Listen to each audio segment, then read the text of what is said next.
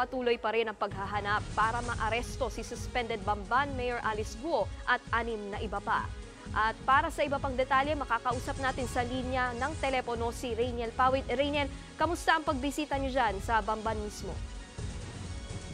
Miki, napakaigpit na seguridad dito sa palibot ng farm kung saan umano lumaki si Mayor Alice Guo. Dito pa rin yan sa Bamban, Tarlac. Simula kahapon, Miki, halos walang labasan ang mga tao sa loob nito.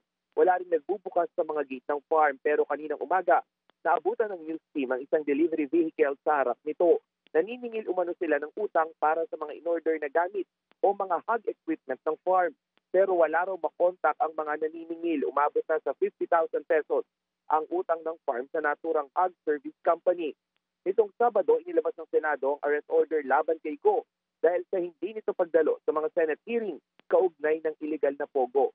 Pinuntahan ng mga otoridad ang farm sa Bamban kung saan umano nga lumaki itong si Mayor Guo, pero wala ni anino ni Guo ang nakita nila rito. Nikki, pinaaresto rin ang kanyang 3 kapatid, mga magulang at ang representative ng illegal na pogo sa Bamban at Porac. Pare-parehong bigo ang mga arresting team na makuha ang 5. Pero ang umunay accountant ni Guo na si Nancy Gamo, hawak na ng Senado. Nitong linggo, higit 1 oras daw magkausap si Atty. Stephen David at ang kanyang kliyente na si Guo. Puspusan na raw ang kanyang pagkumbinsi sa alkalde na humarap sa Senado.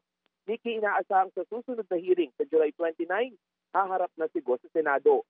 Ayon sa legal counsel ni Guo na si Atty. Stephen David, lumalala ang trauma at takot ng alkalde sa kaliwat ka ng cyberbullying at panggigisa ng ilang opisyal ng gobyerno, kaya't hindi ito nakadalo sa mga nakalipas na pagdinig. Nikki. Mahigpit nating babantayan na balitang yan. Maraming salamat, Rainiel Pawit. Mga kapatid, ako po si Ruth Cabal. Maging maalam at may pakialam sa mga may init at rumaratsyadang balita sa Frontline Express. Para maging updated sa balitaan, mag-subscribe lang sa social media pages ng News 5.